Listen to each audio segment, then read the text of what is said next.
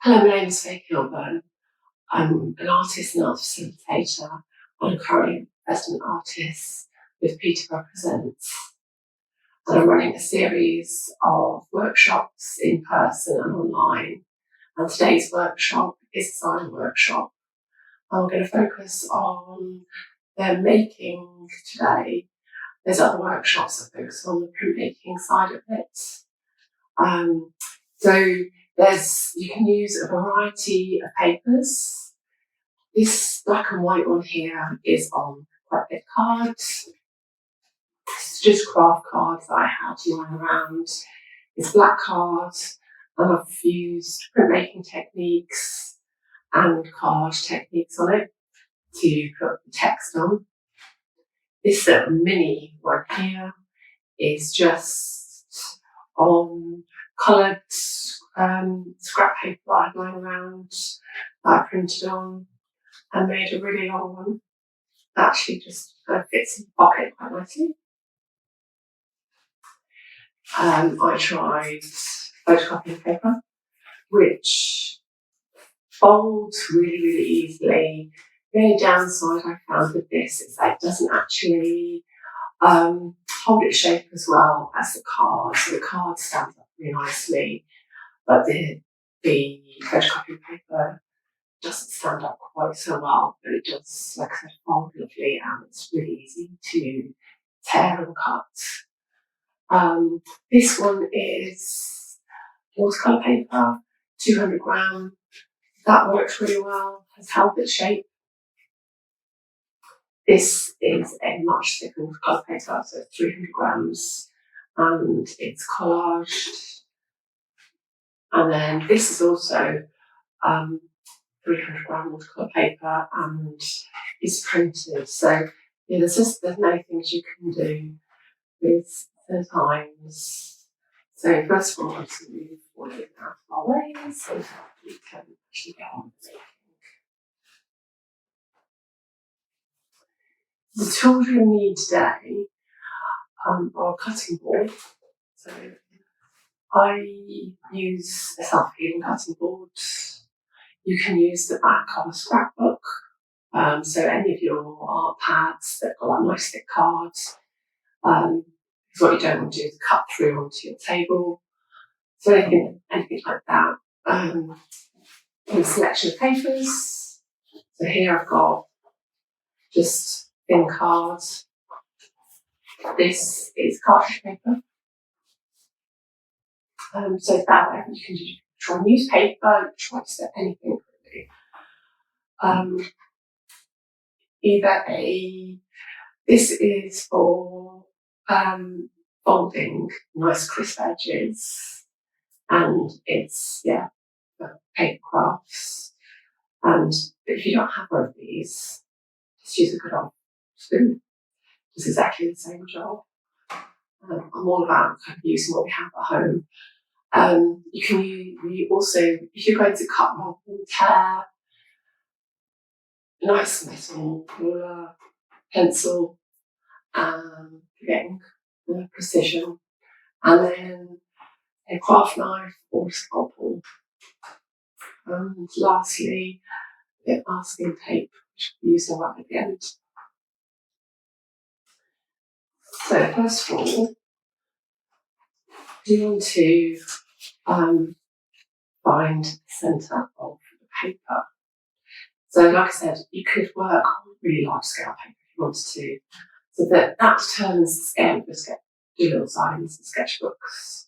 So the larger the piece of paper you start with, so if you had to start with say 0, you would end up with a nice big sketchbook.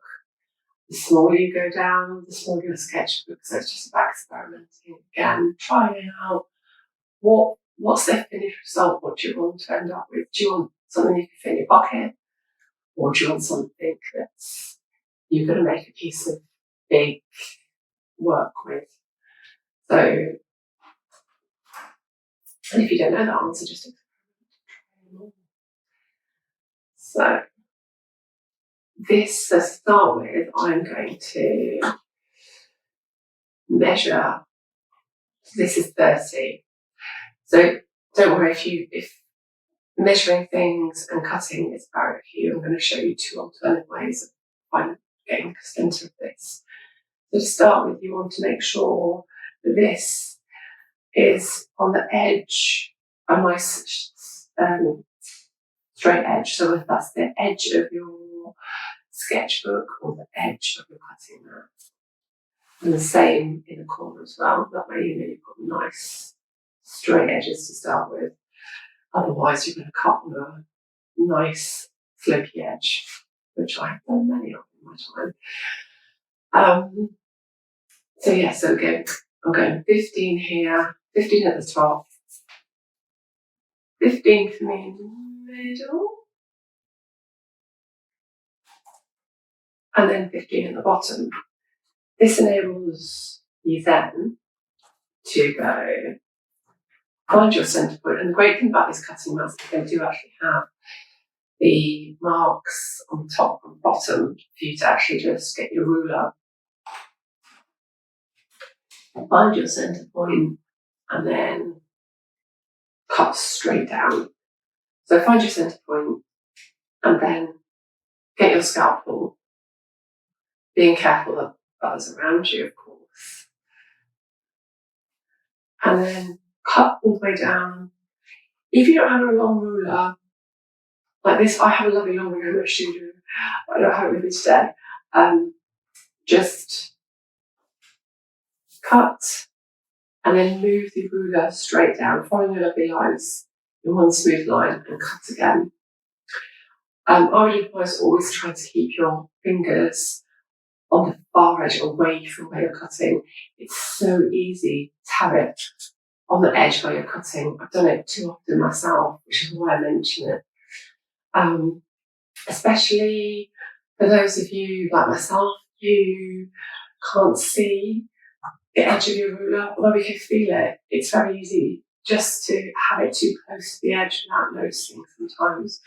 So I now always make sure my fingers are up over the other side. So you're cutting on the right hand side of the ruler, make sure your fingers are way over to the left of the ruler. Now, if you don't like using cutting prints, or if they're just a barrier, like I said, the other way is doing paper. And you're going to fold it long ways, so the length of the paper. So I'm getting, with my left hand, I'm just gently holding the paper in place in the middle. Whilst with my right hand, this is because I'm right-handed, so if you're left-handed, you may like to start left corner. But I am finding getting the 2 right corners together. Once they're in place, I'm my right hand is holding the middle of the paper now, and I'm holding the left hand is slowly moved over to the left corners to check they're in place. Once I know they're in place,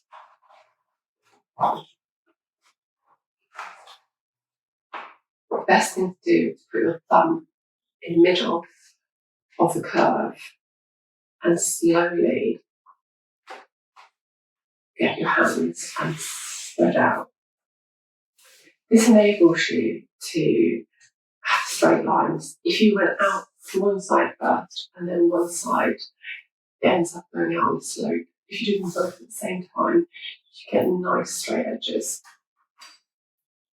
Now you're going to get your spoon or your tool, and you can use whichever side you like. Go all the way to the right and all the way to the left of that crease. Turn it over to the other side and do the other side of the crease. Now if your paper is really thick, you may want to turn it over again. So I have done, I'm going to turn over again. Just making sure our crease is really, really sharp. I'm just putting my tool down over to Right, I've opened my paper up now. And in the centre, you will feel a nice crease. With my right hand, again, you'll hear always referring to my right hand, it's purely because I'm right-handed. So my right hand, my finger is just holding the inside of the crease, and my palm is at the top right paper. My left fingers are holding the top left corner of the left paper. Now I'm going to tear, I'm going to pull gently over to the left. And as I'm doing this, my right hand starts to move down the page. My left hand is gently moving. And you want to put a bit of pressure with your right hand to keep that paper in place. And just keep tearing it. And there you have 2 pieces of paper that are the same size. Now this softly torn edge is called a decorative edge. And now a lot of people in the art world really like this. It's often how the paper comes out when it's handmade. So people tend to use this in printmaking. The little tiny sketchbook I did here has 2 decorative edges on it. All the others I've cut. But yeah, so you can do 2 decorative edges if you wish. So now we are going to find our corners.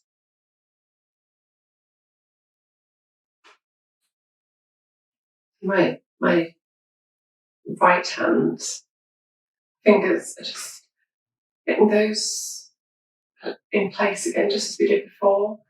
My left hand is holding middle in place. My right hand is going over to the left hand corner to check they're in place. And now I'm just pressing in the middle on that fold. And my fingers are just pressing along to keep that all in place. Now I'm going along both hands to make sure that crease is nice and in place. Get your spoon. I will show you me using the spoon so you know I'm not just fiddling. So there you go. So it actually works really, really nicely with the spoon. And yeah, I'll show you. So what I'm doing is each time you run along the crease, you turn the paper over so that you work on the other side. Now I'm opening out paper. And what you've got 2 sides. So one side the crease feels quite flat, the other side it feels really raised. Now you want the side that feels really raised. Now you're going to get one end, it doesn't matter which end, because we're going to do it on both sides anyway. And you're going to fold towards that crease. And you either feel or see your way to that crease. And again, I'm going to start on my top right corner. Make sure it hits that top right corner of the crease. Do the same with the left. Make sure it's hitting left corner is hitting the left corner crease. And my left hand is just holding that centre place in place. Then with both my thumbs, I'm going to press in the middle of that curve, not bend, and press out. And that holds it all in place. It stops it shifting. Get a spoon. And your tool. And flip the paper over. And do this as many times as you feel necessary. And it all depends on the thickness of the paper. If it's thin, you only need to do it once or twice. If it's thick, you may need to do this several times. So again, I'll just flip it over again. Now I'm going to open my paper out. And again, feel the lovely raised centre bit. Then you're going to get the end that you haven't folded. You're going to fold it in towards the middle again. Now I'm going to start with my top right corner. I'm going to find that corner. Top right corner is meeting the top right end of the fold, and the top left is meeting top left corner of the fold. So now with my thumbs, I'm pressing on the corner of the fold, the new fold, and I'm pressing the thumbs. I'm going to get my spoon and my folding tool, turn the paper over, I'm working on both sides, flip over again, and yeah, again, same as before, just do it as many times until you feel it's crisp. Then just pick up your concertina book and just fold your pages, and there you go. Now, when it's all folded like mine is now, you can actually get your tool and run along the edges. Now, by doing this, you're just going over all the creases all in one go. What it does is it enables the book to lie looking flat like that. And then when you open it, it's lovely and crisp. Now, you can work on both sides of these. This one gives you a good 4 to 5 pages to work on. You've got your end pieces as well. Now, if you want more pages, I'm going to show you how to do those ones. So this one is made out of a much smaller piece of paper. It actually gives you a lot more pages. So I'll move on to that one next. This is just half a piece of A4 paper that I've torn in two, as we did before, and made a little mini. We need 2 of these to make a long one, so I'm now going to show you how to make this little mini one. So you go corner to corner as we did before.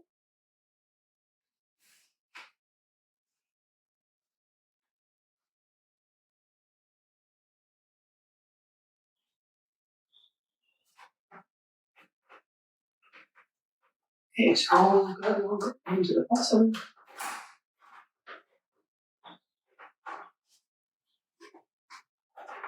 Turn it over and go on the other side. Open it out. Fold towards the crease.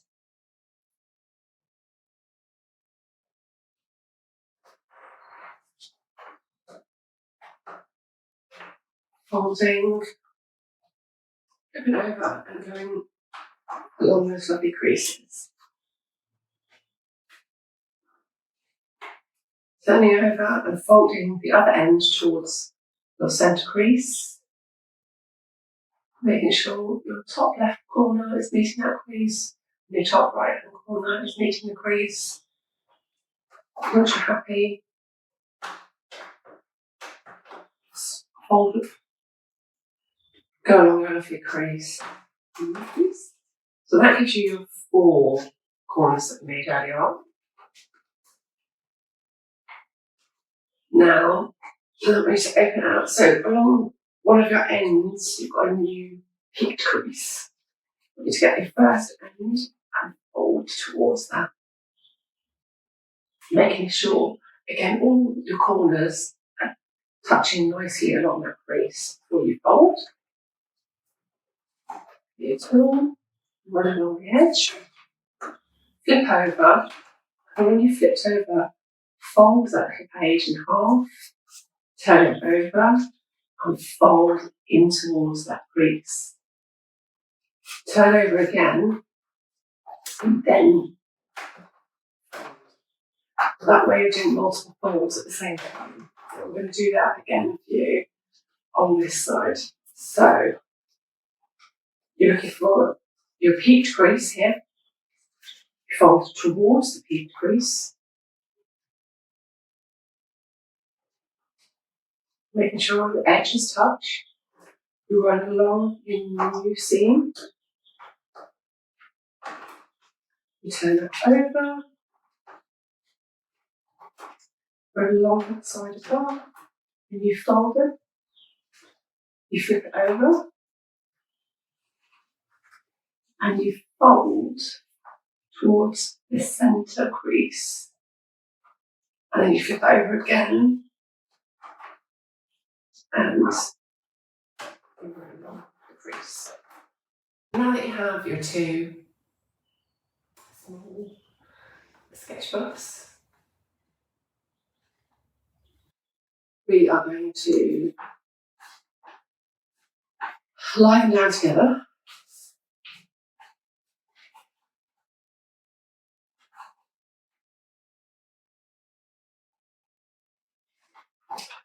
You can take them on whichever side you like. What you have to make sure is that they fold correctly together. So I'll just bunch mine up so I know that they're all. I'm folding them next to each other like this, on top of each other, so I know that's going to follow. So now I've got masking tape. Again, I'm going to show you two ways of doing this. Just if you don't want to use cutting tools, then just find a small piece of tape. Put your both ends of your books together and just place a small amount of tape in the centre. And this will keep them in place. If you want to run tape all the way along the edge, get a piece of masking tape that's longer than you join. Place it on the back. And then get your ruler and run it along the edge of the little side. Get your blade and pull it across. And that will take that piece of tape away. Just placing the knife down, turning it over, turning the sketchbook over so that the other piece of tape is at the top. Placing the ruler back down, picking back up the scalpel and running it along the top again and taking that piece of tape off. Now, if you want to have a piece of tape running all the way along but you don't want to use a scalpel, you can use a pair of scissors. Now you want to fold these all back up again. You just add a piece of tape in the back. You're going to get your folding tool and just roll that along the edge. This way, that gives you a nice crease. Now, with that tape in the back, you can actually just paint it blue so that when you start putting designs on it, it will blend in. And there you have a nice long sketchbook. Now, these ones are great because you can put a little piece of tape there, have them together. You can do many things with these ones actually. I like these mini ones. Thank you very much for joining me today. It's been really nice sharing this with you. And I look forward to showing you the printing side of how to put designs on them. And like I said, you can collage them. You don't have to print them. You can collage them. You can write things in them. You can sketch on them. It's all about really your artistic process. So you could be somebody. So if you're into doing watercolours, I would suggest that you use watercolour paper. If you like drawing, use a good, you could use cartridge paper, drawing paper. Yeah, think about the art process that you like. And if you're somebody who likes collaging, then you can use a really wide variety of papers. And I really look forward to seeing what all of you are making out there. So if you would like to share these on social media, please do. Either tag myself in at Fae Kilburn, which is FAE KILBURN, or Peterborough Presents. So thank you very much. Take care. Bye.